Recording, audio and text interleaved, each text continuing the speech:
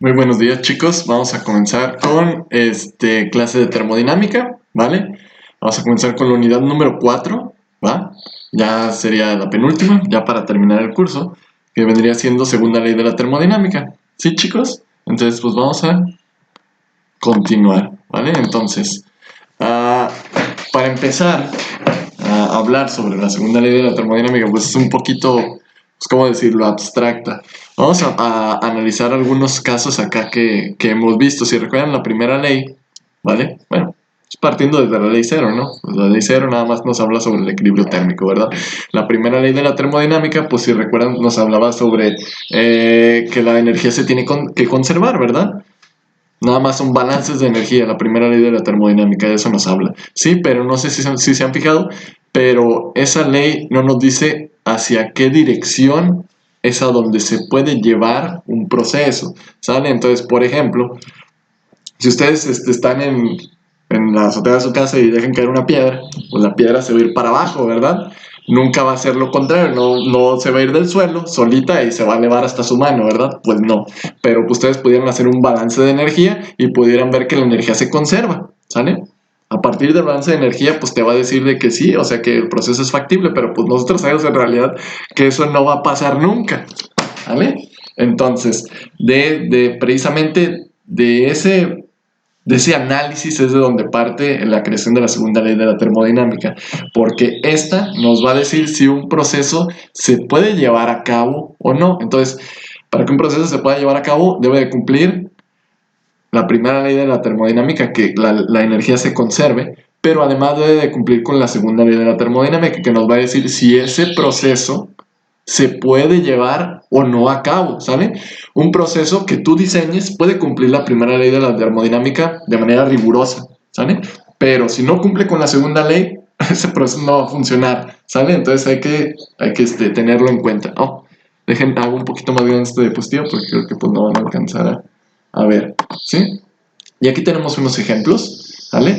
Entonces, lo que pasa regularmente cuando ustedes se sirven un café es de que pues el café se empieza a enfriar, ¿verdad? Entonces la transferencia de calor siempre es hacia afuera, a los alrededores, ¿sí? Porque por lo general pues, siempre va a estar más caliente el medio que pues el café, es lo más lógico, ¿no? Pero no pasa lo contrario. No, el calor no va hacia la taza de café, ¿sale?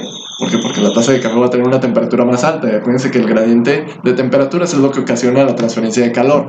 Entonces, pues, ojo con eso, ¿sí? Tú pudieras hacer un balance de energía y te pudiera salir que la energía se conserva, haciendo el proceso al revés. Sí, efectivamente, pero la realidad es de que así no sucede, ¿sale? Otro ejemplo es en una resistencia eléctrica. Una resistencia eléctrica, cuando se le hace pasar una corriente, pues se va a calentar, ¿no? Entonces nunca va a ocurrir lo contrario, nunca va a llegar el calor a la resistencia eléctrica y esa resistencia eléctrica pues se va a transformar en energía eléctrica, por ejemplo, así nada más por arte de magia. No, claro que no va a suceder, ¿sale? Y eso no lo predice la primera ley de la termodinámica, pero la segunda ley de la termodinámica sí predice este tipo de procesos, ¿vale? Te va a decir, no, eso no se puede llevar a cabo. Este es un proceso imposible, ¿vale? Entonces vamos a ver algunos términos importantes ya para empezarnos a abarcar sobre la segunda ley de la termodinámica. Nada más quiero que les quede en eso claro, chicos. ¿Para qué sirve la segunda ley de la termodinámica? La segunda ley de la termodinámica nos va a decir si un proceso es factible o no. ¿A qué me refiero con factible?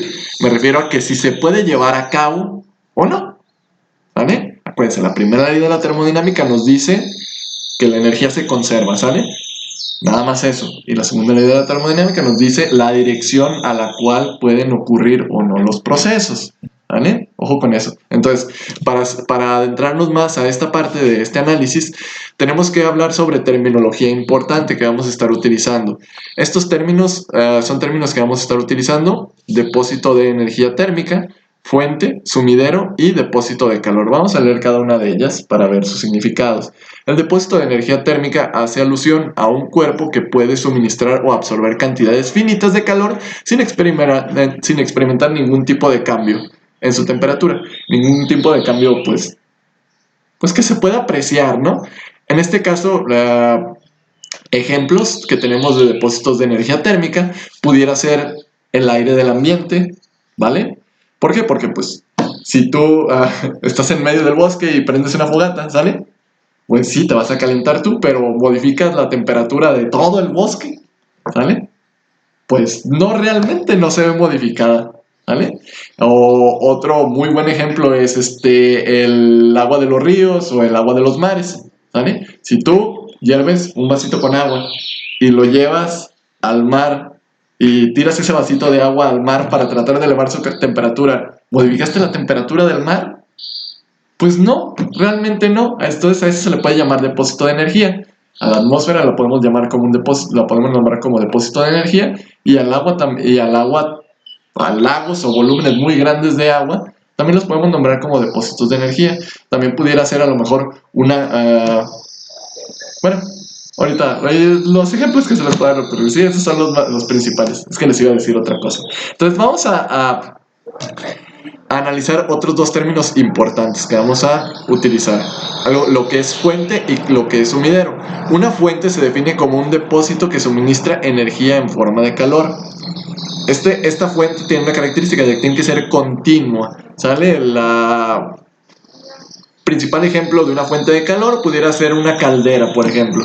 Una caldera que se estuviera alimentando constantemente de combustible, ¿sale? Porque pues, si no le alimentas combustible a la caldera, pues de tarde o temprano va a dejar de funcionar, ¿verdad? Pero eso pudiera ser una fuente y creo que es como de los ejemplos que me llegan a la cabeza ahorita rápidamente. A lo mejor pudieran decir por ahí, no, pues el sol, ¿verdad? Pero pues el sol tiene un periodo de tiempo, ¿sí? Pero pues también lo podrías tomar como una fuente dependiendo del periodo de tiempo que tú quieras analizar, ¿no? Ahora, un sumidero es un depósito que absorbe energía en forma de calor, ¿vale? Es lo que ya les había dicho, por ejemplo, la atmósfera, volúmenes grandes de agua como ríos, mares, lagos, etcétera, etcétera, ¿sale? Es un lugar que absorbe grandes cantidades de calor y pues no va a haber cambio en sus propiedades, ¿sí? O no un cambio muy significativo, ¿vale? Y un depósito de calor, nos referimos cuando hablamos sobre depósito de calor a que son depósitos de energía térmica porque proveen o absorben energía en forma de calor, ¿vale? Entonces, un depósito de calor puede proveer o puede absorber, ¿vale? Entonces, un depósito de calor puede hacer referencia a una fuente o un sumidero, por lo tanto, ¿sí? Y aquí unos esquemas con las cosas que les decía, ¿no? Que los cuerpos con masas térmicas relativamente grandes se pueden considerar como depósitos de energía térmica, ¿vale? Esa es la característica que tiene un depósito de energía térmica, que tiene que tener un volumen o una masa muy grande, ¿sabes? Que tienen que ser grandes cantidades para que no se vean modificadas sus propiedades con ese cambio de temperatura, ¿vale? Entonces, ¿cuáles son las características de una fuente y un sumidero? Una fuente va a ser un sistema que va a estar administrando calor a nuestro sistema, ¿sale? Mientras que un sumidero va a ser un sistema, ¿sale? Que va a estar absorbiendo calor de nuestro sistema, ¿sale? Valga la redundancia, ¿va? Entonces, esas son las características de la fuente y del sumidero, ¿sale? La fuente suministra calor, el sumidero es donde se hace el depósito de calor o es a donde se va a ir a rechazar el calor de nuestro sistema, ¿vale? Entonces, aquí hay unas definiciones muy importantes que se les tienen que quedar grabadas, chicos, ¿sale? Miren, aquí. El trabajo se puede convertir en calor de manera directa y por completo, ¿vale? Pero convertir el calor en trabajo requiere de algún dispositivo especial, ¿vale? Entonces, que se les quede grabado. Esta parte es como bien importante, chicos, hablando sobre estos temas. Tú puedes convertir trabajo en calor directamente. Y de hecho ustedes lo ven diariamente en todos los equipos que ustedes utilizan, ya sea equipos mecánicos o equipos eléctricos, ¿sale? Bueno, pues los equipos eléctricos pues también tienen mecanismos mecánicos, valga la redundancia, algunos, ¿verdad? Entonces pues ahí se ve. Entonces ustedes saben que cuando prenden, no sé, su licuadora o prenden cualquier aparato mecánico, ¿sale? Ese aparato mecánico, o bueno, prende la bomba de su casa o cualquier cosa, ese aparato mecánico se empieza a calentar, ¿verdad? Entonces, ¿qué quiere decir? Ustedes están generando a partir de consumo de energía eléctrica, Están generando un trabajo mecánico, ¿sale? Pero además de ese trabajo mecánico se genera calor. Entonces, pues siempre hay producción de calor en este tipo de procesos, ¿sí? Además de que si tú quisieras producir calor absolutamente, puedes transformar totalmente todo el trabajo en calor, ¿sale? Eso sí se puede. Pero para poder transformar el calor a trabajo, no se puede hacer directamente, se requiere de una máquina o un equipo, ¿sale? O sea, sí se puede transformar el calor en trabajo, ¿vale? Pero no es tan sencillo. Pero es más sencillo transformar trabajo en calor, ¿vale?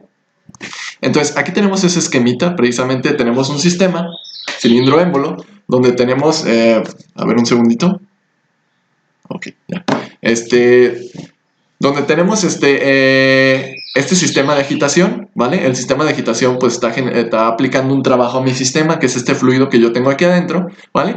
Y pues está agitándolo, pero al mismo tiempo que lo está agitando, pues está produciendo un calor, ¿sale? Estaría calentando esto, ¿vale? Entonces la transferencia de calor pues iría hacia afuera, ¿no? Entonces es imposible de que el calor del ambiente, ¿sale?, entre a mi sistema, aumente la temperatura del agua y mueva las paletas, ¿sale? Eso pues es imposible, ¿no? O sea, lo más normal es de que esto está girando, esto se calentaría y el calor saldría al ambiente. Pero el calor no va a venir del ambiente, va a calentar el agua y va a hacer que se muevan por arte de magia las paletas y generen energía mecánica, ¿no? Pues eso es imposible. Y precisamente la segunda ley de la termodinámica pues nos dice que pues este proceso no se puede llevar a cabo y este proceso sí se puede llevar a cabo en la vida real, ¿va? Entonces, les había comentado que tú puedes transformar, y es importante, tú puedes transformar todo el trabajo en calor, ¿vale? Así y directamente, pero no puedes transformar el calor directamente a trabajo, necesitas de un proceso, ¿sale? A este tipo de procesos, se les conoce como, o más bien equipos, se les conoce como máquinas térmicas, ¿vale? ¿Y qué es una máquina térmica? Una máquina térmica es aquella máquina que utiliza a través de energía en forma de calor, la transforma a energía eléctrica o energía mecánica o a cualquier otro tipo de energía, ¿sale? Pero pues requiere precisamente, bueno, precisamente se requiere de una máquina, no se puede hacer de manera directa, ¿sale? Entonces vamos a ver cuáles son las características que debe tener una máquina térmica.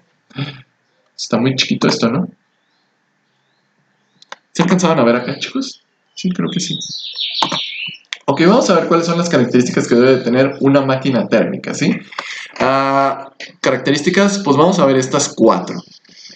Una de ellas es que reciben calor de una fuente a temperatura alta, ¿sale? Entonces debe de haber una fuente de calor. Y esto es bastante lógico porque quiero transformar calor en trabajo. Entonces yo necesito calor. Entonces necesito una fuente de dónde estar tomando el calor que yo voy a estar transformando en trabajo, ¿sale? Entonces, ¿cuál es la segunda cosa? Convierten parte de este calor en trabajo, por lo general en forma de flecha rotatoria, ¿sale? Tienen algún mecanismo aquí para transformar ese calor en trabajo, pero solamente convierten una fracción de ese calor, ¿sale? De una vez les digo, ahí les va algo importante. Tú puedes transformar todo el trabajo en calor, pero nunca vas a poder transformar todo el calor en trabajo, ¿sale? Siempre vas a tener pérdidas, ¿vale?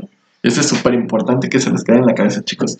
Tú puedes transformar todo el trabajo en calor, pero nunca, nunca, nunca vas a poder transformar todo el calor en trabajo. Nunca vas a poder hacerlo al 100% para atrás, ¿vale? Va a ser imposible, ¿sí? Entonces, ese es el punto número 2. Punto número 3. Rechazan calor de desecho hacia un sumidero de calor a baja temperatura, ¿sale? Por lo general la atmósfera, ¿sí? Y precisamente esta es la energía que no pudimos transformar en trabajo, ¿sale? Es la energía que se pierde, ¿sale? Y siempre va a haber esas pérdidas de energía, ¿sale? Y punto final, este tipo de sistemas operan en ciclo, ¿sale? Que precisamente se les conoce como ciclos termodinámicos, ¿vale? Que vamos a ver los más importantes, que son los de los ciclos de Carnot, ¿sí? Entonces, aquí tenemos un pequeño esquema, ¿vale? Donde tenemos una máquina térmica, ¿vale? Entonces, esta máquina térmica para funcionar requiere de una fuente de calor, ¿vale? Requiere una fuente de calor que tiene una temperatura muy alta. Esta va a suministrar calor a mi máquina térmica. La máquina de térmica es un equipo que trabaja en ciclo y produce trabajo, ¿sale?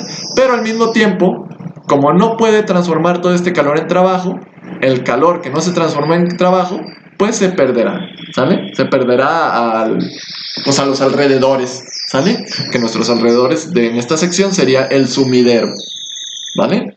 Entonces, que quede claro, chicos, miren, si se fijan aquí, la energía se conserva. La energía que entró aquí sale por acá, pero también sale por acá, ¿vale? Conservación de la energía, ¿sí?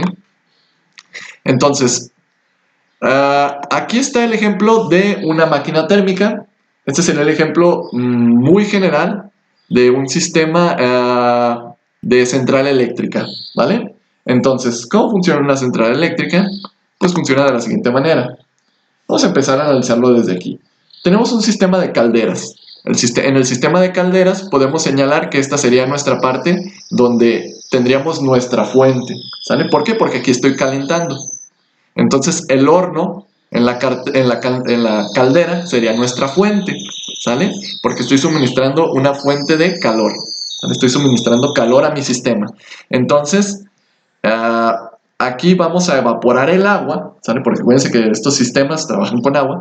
Evaporamos el agua hasta tener un vapor sobrecalentado. Ese vapor sobrecalentado va a entrar a la turbina. Ustedes ya saben que las turbinas son equipos que producen trabajo, ¿sale?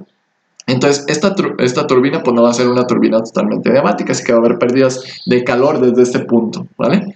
Entonces, esta turbina va a producir un trabajo, ¿sale?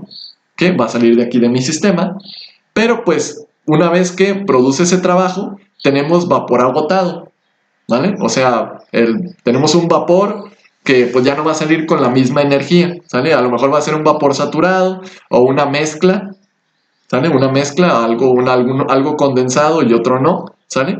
Y todo esto se manda a un condensador. En el condensador, precisamente vamos a quitar ese calor que no pudo ser aprovechado en la turbina para producir trabajo, ¿sale? Para poderlo condensar, valga la redundancia, ¿sale? Y precisamente el condensador en esta parte lo podemos ver como la parte del sumidero de energía. Aquí se va a quitar esa energía que pues no se pudo aprovechar acá, ¿vale? Que no se pudo transformar a trabajo. Entonces le quitamos esa energía y una vez que ya todo está condensado, puedo bombear esa agua, ¿vale? Porque acuérdense que en las bombas nada más puedes meterle tú puros líquidos, ¿sale? Si le metes un gas, un vapor a esta cosa, pues la vas a echar a perder, ¿sale? Por eso tiene que haber un condensador antes de la bomba, ¿vale? Entonces condensamos todo el agua, ¿vale?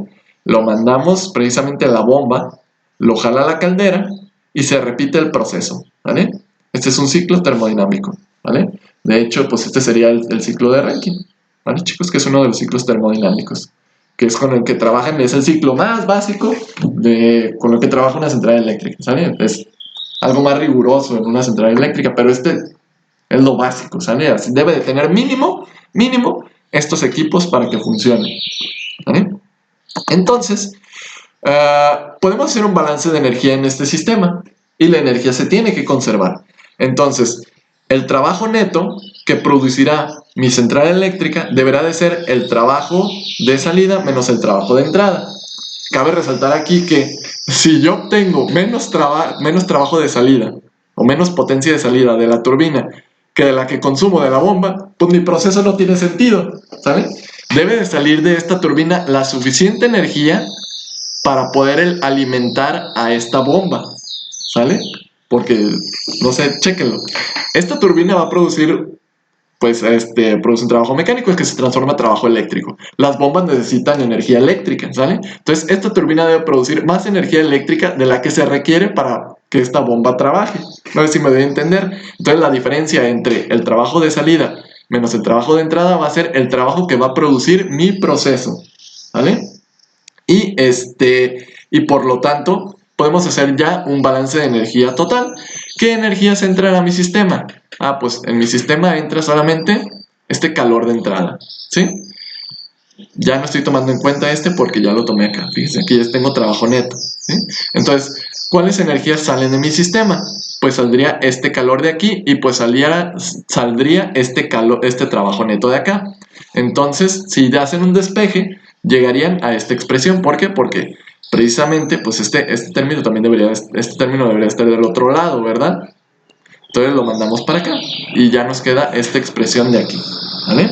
Porque las entradas menos las salidas deberían de ser iguales a 0, haciendo un balance, ¿vale? Entonces este término nada más lo mandamos para acá y ya nos queda que precisamente el trabajo neto de este proceso se puede calcular como el calor que entra a mi proceso y el calor que se rechaza de mi proceso, ¿vale? Es un balance de energía muy facilito, ¿sí?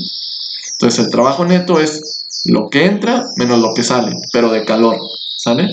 Hablando desde esa perspectiva. Cuando hablamos de máquinas térmicas, chicos, cuando hablamos de máquinas térmicas hay que hablar algo que es un término muy importante que se llama eficiencia térmica. ¿Sale qué es la eficiencia térmica? La eficiencia térmica se define como la fracción de la entrada de calor que se convierte en la salida de trabajo neto. ¿Qué quiere decir esto? Es meramente una relación de esta manera, ¿vale?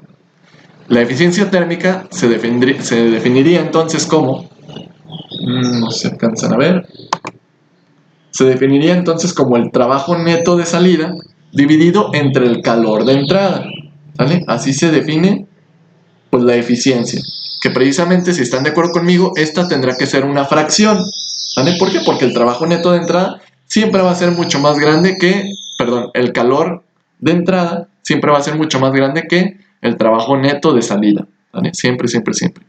Y otra forma de definirlo es a partir de una relación de calores, como lo tenemos por aquí. La eficiencia térmica se puede definir como 1 menos el calor de salida dividido entre el calor de entrada. ¿Que están de acuerdo conmigo? Esto va a dar una fracción también, porque el calor de entrada siempre va a ser más alto que el calor de salida. Entonces, vamos a analizar. Bueno, y aquí está, aquí está con letritas, ¿verdad? La eficiencia térmica se define como la salida de trabajo neto entre la entrada de calor total, ¿sí? Entonces vamos a analizar esta figura que tengo por aquí. Aquí nos dice que tenemos algunas máquinas térmicas se desempeñan mejor que otras, ¿sale? ¿Eso de qué va a depender? Pues va a depender precisamente de los equipos internamente que tengan. Por ejemplo, supongamos que tenemos un par de máquinas térmicas, ¿sale?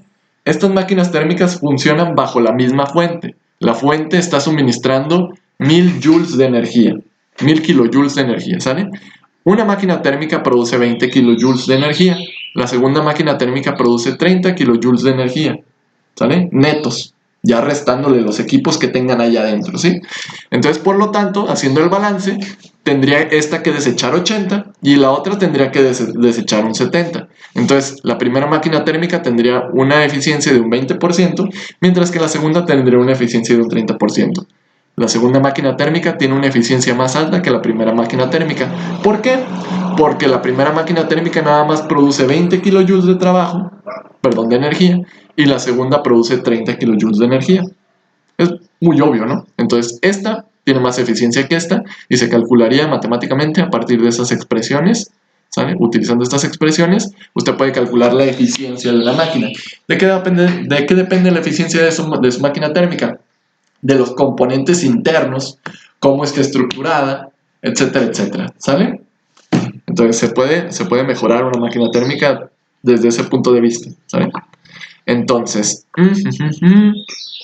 cuando hablamos sobre eficiencia termodinámica, si se fijan, vamos a nombrar, ¿cómo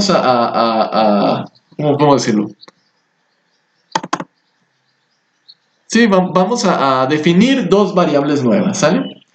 Que va a ser QH y QL, ¿sale? Cuando estemos analizando máquinas térmicas, ¿sale? Entonces, vamos a leer esto de aquí. Los dispositivos cíclicos de interés práctico, como las máquinas térmicas, ¿sale?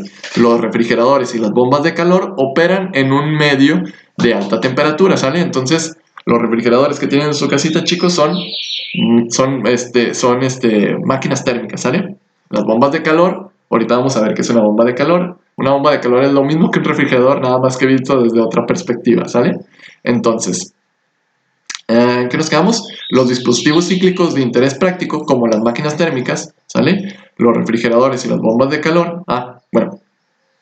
Aquí me equivoqué, ¿sale? No es una máquina térmica, pero es una máquina cíclica, ¿sale? Es una máquina cíclica. Estas son máquinas cíclicas que hacen el inverso, ¿vale? Bueno, ahorita les voy a dar la definición de refrigeradores y bombas de calor, ¿sale? Estas, en lugar de producir trabajo, estos generan cambios de temperatura, o más bien cambios de temperatura a partir de cambios en las transferencias de calor, que como ocurren en la naturaleza. Pero vamos a llegar a eso a su momento, ¿sí? Entonces, operan entre un medio a alta temperatura o depósito que está a una temperatura constante TH y otro a baja temperatura o depósito a una temperatura baja TL, ¿vale? Entonces, cuando nos vayamos a referir a un depósito de energía, ¿vale? Cuando nos refiramos a un depósito de energía, ¿sale? Tanto ya sea la fuente o el sumidero, nos vamos a definir a ellos a partir de su temperatura, ¿sale? Que en teoría debería permanecer constante, y a las transferencias de calor, como la temperatura del sumidero, nos vamos a definir a ella como TH, perdón, la temperatura del depósito, no, de la fuente nos vamos a definir como TH, y la transferencia de calor de la fuente nos vamos a definir ahora como QH, y la transferencia de calor hacia el depósito la vamos a definir como QL, y la temperatura de nuestro depósito la vamos a definir como TL. Es a lo que me quiero dar a entender, ¿sale? Entonces, QH será la magnitud de la transferencia de calor entre el dispositivo cíclico y el medio de alta temperatura, y QL va a ser la magnitud de la transferencia de calor entre el dispositivo cíclico y el medio a baja temperatura. Y aquí lo podemos ver o apreciar rápidamente, ¿sale? Entonces es meramente nomenclatura esto, chicos, es para entendernos con las ecuaciones que vamos a definir, ¿vale? Entonces, donde ustedes ya saben que esta H pues viene de la palabra hot, y pues no, miento, viene de la palabra high, de alta, y L viene de la palabra low, pues que viene siendo bajo, ¿sale? Por eso es TH, por eso es H y es L, uno es high, otro es low, ¿vale? Entonces, ya que nombramos esto, vamos a utilizar esta nomenclatura en los análisis, ¿vale? Que vayamos a hacer subsecuentemente.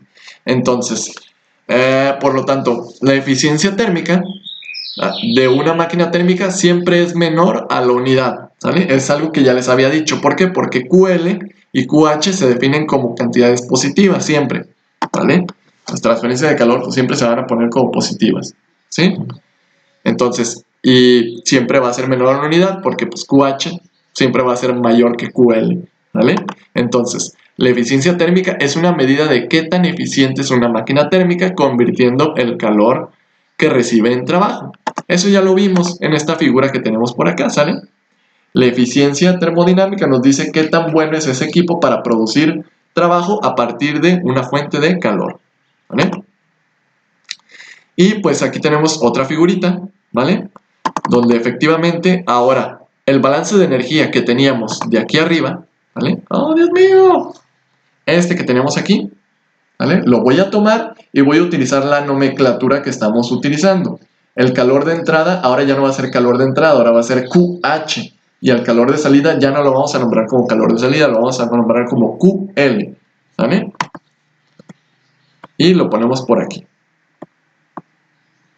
Entonces el trabajo neto, por ejemplo, de este ciclo, de esta máquina térmica, ¿sale? El trabajo neto de esta máquina térmica va a ser QH menos QL, ¿vale? Entonces la eficiencia termodinámica ya nos referimos a ella como el trabajo neto de salida dividido entre el calor de entrada, pero acuérdense que ya no lo vamos a nombrar como calor de entrada, sino lo vamos a nombrar como QH, ¿sale? Y pues si sustituyen si sustituyen aquí el trabajo neto de salida, que es esto, le llegan a esta expresión. Nada más es un poquito de álgebra. Aquí te va a quedar QH menos QL sobre QH. Pues separan los términos. QH sobre QH te queda igual a 1. QL sobre QH pues te queda esto de aquí. ¿Sale? Bueno, espero que se entienda eso, chicos. ¿Sí? Es muy sencillo. ¿Sale? Nada más analízalo un poquito y no tiene mucha... pues mucha dificultad. ¿Sí? Entonces... hablando sobre la segunda ley de la termodinámica, existen dos enunciados, ¿vale? O bueno, son los que yo conozco. No sé si alguien conoce otro enunciado de la segunda ley de la termodinámica, pues que me lo diga, ¿no? Entonces vamos a leer cuáles son esos enunciados. El primer enunciado es de Kelvin Planck, que dice lo siguiente. Vamos a leerlo y lo vamos a analizar. Dice lo siguiente. Es imposible que un dispositivo que opera en un ciclo reciba calor de un solo depósito y produzca una cantidad neta de trabajo. ¿Sale? Ninguna máquina térmica puede tener una eficiencia del 100%. Eso ya se los había dicho. ¿Sale? ¿A qué se refiere este otro? Nos dice que es imposible que un depósito que opera en un ciclo reciba calor de un solo depósito y produzca una cantidad neta de trabajo. ¿Vale? ¿Qué quiere decir esto? De que pues tiene que recibir energía de otro depósito, hace referencia a que va a haber una pérdida de calor, ¿vale? Siempre va a haber una pérdida de calor. Cuando dice que reciba calor de un depósito, hace referencia a que también debe de haber, además de un depósito, debe de haber un sumidero de energía, ¿sale? Eso es a lo que hace referencia, que es imposible que solamente tengas una fuente y tengas la máquina térmica. No, también va a haber un depósito de energía, un lugar donde se va a perder la energía, ¿vale? Entonces, eso es a lo que hace alusión esta parte de aquí. Este ya se los dije, creo que es muy sencillo de comprender. Y luego, para que una central eléctrica opere, el fluido de trabajo debe intercambiar calor con el ambiente, así como con el horno. Entonces, esto es irremediable, ¿sale, chicos? Y esto es cierto, ¿sale? ¿Por qué? Porque tiene que haber una transferencia de calor en el horno, ¿sale? Para poder calentar el fluido, para poder obtener el vapor sobrecalentado, pero nunca vas a tener un sistema totalmente aislado, por lo tanto, vas a perder calor a los alrededores, siempre, siempre, siempre, ¿sale? Entonces, este es el enunciado de Kelvin Planck, que precisamente ya lo estuvimos platicando, ¿vale? Entonces, miren, aquí tenemos una máquina térmica que viola precisamente el enunciado de Kelvin Planck, ¿vale? ¿Por qué viola el enunciado de Kelvin Planck? Ah, porque fíjense, si se fijan aquí tenemos una máquina térmica y tenemos un depósito de energía térmica que sería nuestra fuente, la que suministra el calor. Esta máquina, esta fuente de calor está suministrando 100 kilowatts de potencia a mi máquina térmica. Y esta máquina térmica está produciendo 100 kilowatts de potencia y no está perdiendo calor a ningún sumidero, ¿vale? Entonces, esta máquina térmica está violando el enunciado de Kelvin Planck. ¿Por qué? Por esta razón de aquí y por esta razón de aquí también, ¿vale? Porque es imposible que produzca o que se convierta el 100% del calor en potencia o en trabajo, ¿vale? Es imposible, chicos, les decía desde un inicio. Tú puedes transformar todo el trabajo en calor directamente al 100%, ¿vale? Pero nunca, nunca, nunca podrás transformar todo el calor en trabajo, ¿sale? Además de que no lo puedes hacer directamente. Necesitas una máquina térmica para transformar calor en trabajo. Entonces, esta máquina térmica es una máquina térmica imposible porque viola el enunciado de Kelvin Planck de la segunda ley de la termodinámica. ¿Sale, chicos? Entonces, vamos con la siguiente diapositiva. Entonces, ¿qué tenemos por aquí? Tenemos refrigeradores y bombas de calor. Este es otro equipo termodinámico. Esta es otra máquina térmica que opera en ciclos, ¿sale? Pero tiene una característica que lo hace diferente a una máquina térmica, ¿sale? Ahorita vamos a ver cuál es esa característica. Son muy similares, pero hacen lo contrario, ¿vale? Entonces vamos a leer la definición de un refrigerador, de un dispositivo cíclico y de un ciclo de refrigeración, ¿sale? Vamos a leerlos. Vamos a aprender hoy van a aprender cómo funciona su refrigerador, chicos, ¿sale? Si alguien tenía la curiosidad de cómo es que enfría un refrigerador, pues aquí lo vamos a ver. Entonces, un refrigerador. En un refrigerador, la transferencia de calor de un medio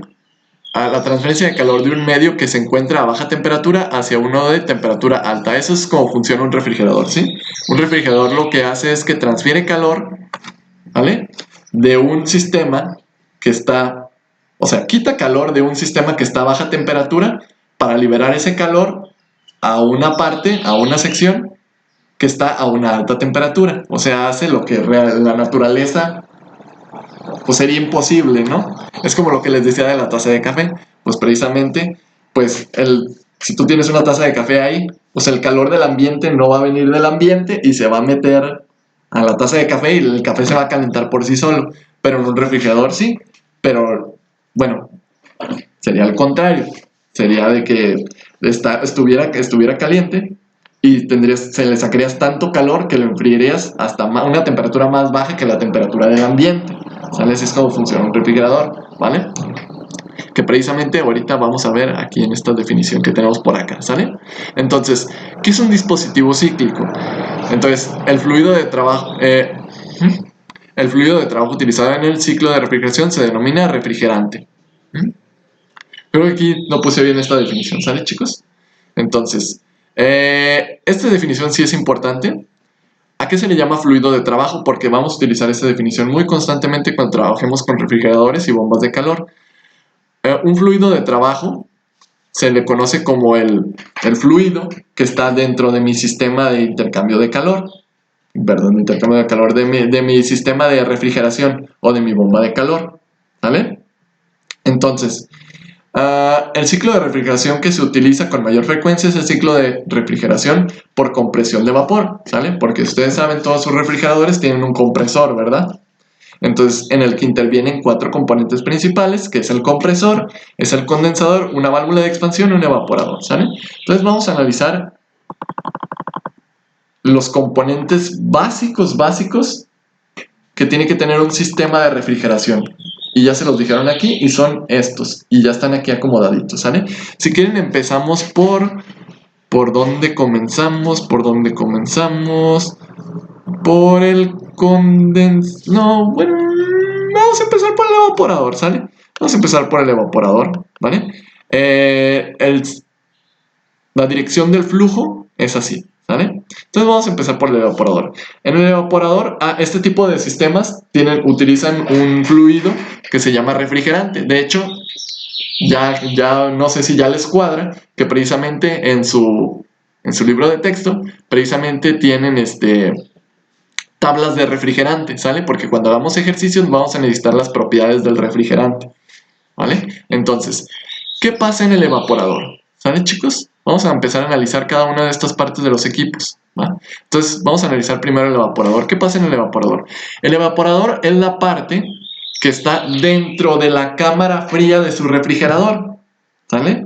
Ese está ahí en esa parte. En el evaporador lo que pasa es de que acuérdense que en un proceso de evaporador se absorbe calor, ¿sale? Se absorbe calor para generar un cambio de fase. Entonces el refrigerante entra al evaporador, ¿sale? En condiciones de saturación y absorbe calor de tu cámara fría, ¿sale? O sea, la parte interna del refrigerador está fría, ¿verdad? Cuando se está funcionando en condición, cuando está operando, ¿verdad? Entonces, ¿cómo le hace para mantenerlo frío? Pues está absorbiendo calor constantemente de la parte interna. ¿Por qué se absorbe calor constantemente de la parte interna del refrigerador? Porque en una sección que ustedes no alcanzan a ver del refrigerador, ¿vale? Está pasando un refrigerante, ¿sale? Está pasando un refrigerante que precisamente está absorbiendo calor del sistema, aunque parezca un poco extraño, ¿sale? Pero aunque esté frío, se sigue absorbiendo calor. ¿Y por qué se sigue absorbiendo calor? Porque tú puedes bajar más la temperatura, quiere decir que puedes seguir sacando calor y puedes seguir bajando más esa temperatura. Pudiera parecer no obvio porque dice, profe, ¿cómo va a sacar calor de un lugar que ya está frío? Pues se puede sacar calor de ese lugar porque puedo enfriar más ese lugar, ¿sale? Si yo puedo enfriar más ese lugar, entonces puedo sacar más calor, ¿vale? Entonces el refrigerante entra al evaporador, absorbe calor de la sección interna del refrigerador para así mantener la temperatura baja y al absorber calor se va a evaporar, ¿vale? Se evapora, ¿vale? Se evapora a temperatura y presión constante. Acuérdense que este tipo de procesos la temperatura se mantiene constante, ¿sí? Entonces se evapora, ¿vale? Y pues ya llega hasta esta sección. Entonces en este proceso se absorbe calor de aquí, ¿sale? Es calor que precisamente absorbe el refrigerante para evaporarse. Y acuérdense que ese calor es un calor latente, ¿vale? Entonces se evapora todo. Y después de que se evapora, ¿hacia dónde pasa? Pasa al compresor, ¿sale? Acuérdense que el compresor, pues, solamente puede operar con gases, ¿sí? No tiene que ir líquido aquí porque si no su compresor se echa a perder. Precisamente por eso se echa a perder los refrigeradores, porque les llega líquido al compresor, ¿sale? Pero se echan a perder por lo general los refrigeradores porque les llega líquido al compresor. Entonces en el compresor debe entrar puro gas, ¿sale? Debe entrar puro gas. Entonces el compresor, ¿qué hace? Comprime. ¿Y qué hace esta compresión? Aumenta la presión. ¿Para qué aumenta la presión? Para poder fluidizar, ¿sale? Para que el gas esté avanzando durante todo el ciclo. Si no tuviera ese compresor, pues no se movería, ¿sí? Entonces, el compresor consume energía eléctrica, ¿vale? El compresor consume energía eléctrica, comprime el gas y el gas pasa desde menos 25 grados centígrados y 120 kilopascales hasta 60 grados centígrados y 800 kilopascales, ¿sí? Entonces, de aquí pasa a un condensador, ¿sale? ¿Qué pasa en el condensador? Pues precisamente, pues como su nombre lo dice, pues vamos a condensar el gas, ¿vale? La parte del condensador en su refrigerador es la parte trasera, ¿sale? Esa parte trasera, si se fijan, está caliente, ¿sale? Entonces, en los procesos de condensación, chicos, acuérdense que ocurre un cambio de fase, ¿verdad? Pasamos de gas, pasamos a líquido, ¿vale? Entonces, en toda esa parte que está atrás de su refrigerador, se está condensando ese gas que acaba de salir del compresor. Entonces, para que se pueda condensar un gas, tiene que perder calor. Entonces, es por eso que la parte de atrás del refrigerador está caliente, ¿sale? Porque se está perdiendo calor. Se está perdiendo calor y este refrigerante está pasando de fase gas a fase líquida, ¿sale? ¿Por qué? Porque se perdió calor y por eso está caliente la parte de atrás de su refrigerador, vuelvo a repetir. Entonces, se pierde tanto calor que precisamente es un proceso, lo podemos modelar como un proceso a presión constante, ¿vale? Pierde calor, se condensa totalmente y además pierde más calor que además baja su temperatura, ¿vale? Porque dice, fíjate, profe, pero ¿por qué aquí no salió a las mismas condiciones de acá? Acá sí, ¿verdad? Pero acá no. No, pues aquí para este proceso se condensó y además perdió más calor, ¿vale? Por eso pasó desde 60 grados centígrados a 30 grados centígrados. Quiere decir que perdió calor latente y además perdió calor sensible. Calor latente para hacer todo el cambio de fase y además perdió algo de calor sensible para bajar su temperatura. Una vez que sale del condensador, ya viene aquí como un líquido, ¿sale? Viene como un líquido y pasa por algo que se llaman válvulas de expansión, que ya los vimos cuando vimos sistemas abiertos. Acuérdense, chicos, esto ya lo vimos en sistemas abiertos, ¿va? Que una válvula de expansión precisamente lo que hace es que genera una caída de presión tan grande, tan grande, tan grande, que esa caída de presión va de la mano con una caída de la temperatura, ¿vale? Entonces, como la caída de presión es tan grande, la caída de temperatura también baja drásticamente. Por lo tanto, este líquido que tengo por aquí le baja la temperatura desde 30 grados centígrados hasta menos 25 grados centígrados, ¿sale?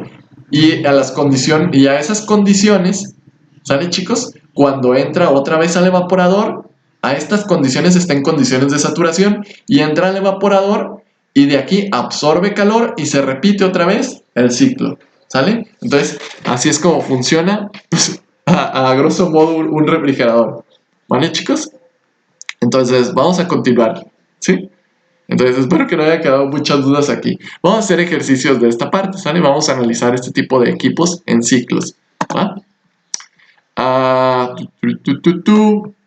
vamos a analizar, ya acabamos con máquinas térmicas, ahora vamos a hablar sobre otro tipo de equipo que también opera en ciclos, que son las máquinas, que son los refrigeradores y las bombas de calor, pero creo que todavía bombas de calor no.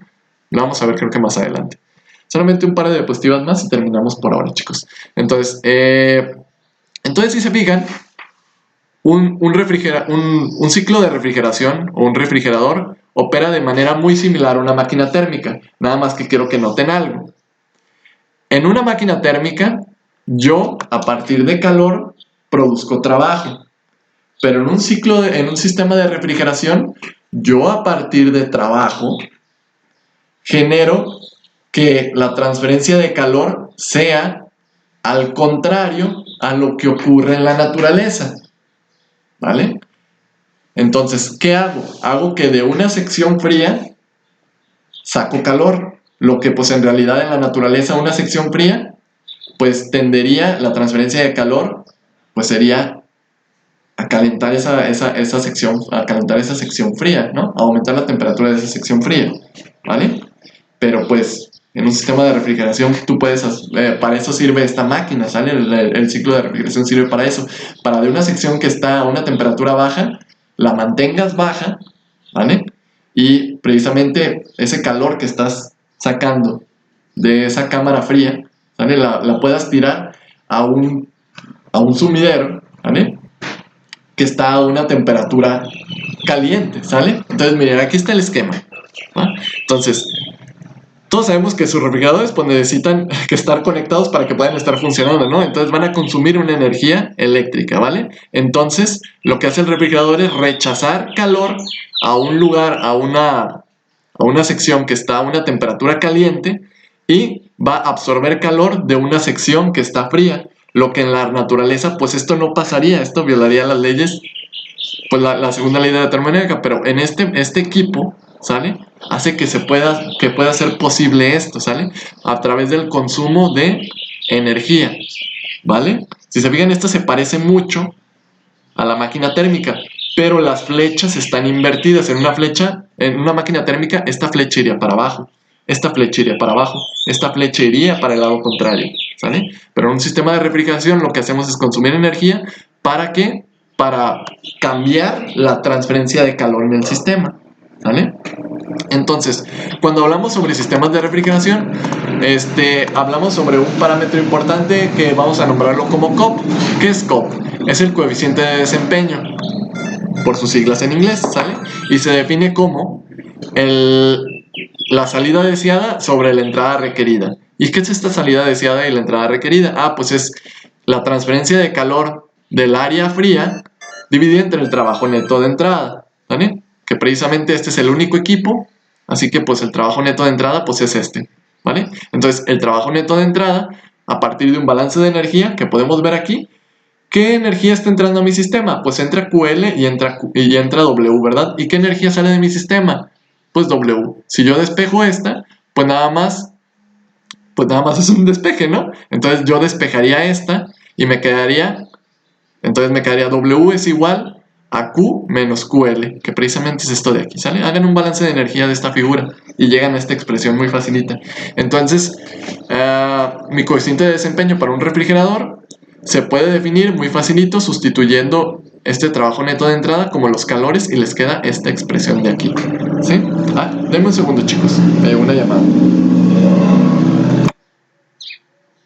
Una disculpa, chicos, me llegó una llamada. Entonces estábamos en cómo se calcula el coeficiente de desempeño para un refrigerador, ¿vale? Se calcula a partir de esta expresión que tenemos por aquí, ¿sí? Entonces, vamos a continuar. Hay otro tipo de dispositivo que se llaman bombas de calor, que son muy parecidas a un refrigerador, ¿vale? Ahorita vamos a ver qué es una bomba de calor, ¿sí? De hecho, una bomba de calor tiene el esquema exactamente igual es exactamente lo mismo que un refrigerador, nada más que ¿cómo decirlo? Se utiliza para otra cosa diferente. De hecho, se me hace curioso porque en algunos libros de texto que ponen como con dibujitos, es que es lo mismo, o sea, es una forma diferente de... Es lo mismo que un sistema de refrigeración, ¿sale? Es lo mismo que un refrigerador, una bomba de calor. Nada más que una bomba de calor la vas a querer utilizar para calentar una sección que ya está caliente a partir de calor de una sección fría, ¿sale? Entonces, si se fijan, el esquema es el mismo. Este sería el esquema para una bomba de calor. Si se fijan, es el mismo que para un refrigerador. Es lo mismo, ¿sale? Pero la aplicación para lo que se quiere es diferente. En un refrigerador tú tienes tu refrigerador para mantener una cámara fría, una cámara a una temperatura baja, ¿verdad? Pero un sistema de bombas de calor es para que un sistema que está caliente, que está a una temperatura alta, siga esa temperatura alta, ¿sale? A partir de calor que estás absorbiendo de una sección fría, ¿vale? Así es, eso es lo que es, ¿vale? Es un poco curioso, pero bueno. Y luego la eficiencia de una bomba de calor se calcula de una manera diferente. Se calcularía como la salida requerida, que sería la transferencia de calor a la zona caliente que yo quiero, dividido entre el trabajo neto de entrada. Y precisamente, si hacemos un balance de energía aquí, pues ya nos dimos cuenta que el balance de energía, que Q neto es igual a QH menos QL. Y nada más hacemos un poquito de álgebra y llegamos a esta expresión. Y de hecho existe una relación. Hay una relación entre el coeficiente de desempeño de un refrigerador y de una bomba de calor, y es esta, que el coeficiente de desempeño de una bomba de calor es igual al coeficiente de desempeño de un refrigerador más 1. Está bien facilito, chicos. Nada más hay que hacer un poquito de álgebra con esta ecuación, y llegamos a esta expresión. Muy facilito, ¿sí? Los invito a que lo intenten, ¿vale? Para que practiquen un poquito su álgebra. Entonces, y yo creo que hasta aquí para el próximo video explicamos el otro enunciado de la segunda ley de termodinámica, que es el de Clausius, ¿sí? Entonces, hasta aquí, chicos, por este video, porque si no se va a hacer muy largo. Espero que se encuentren bien, cuídense mucho y nos vemos hasta el próximo video. Chao, chao. Dudas o cualquier aclaración en la parte de comentarios, ¿vale? Comentarios, o ya saben, por Schoology o un correíto, ¿vale? Ahora sí, cuídense mucho, chao, chao.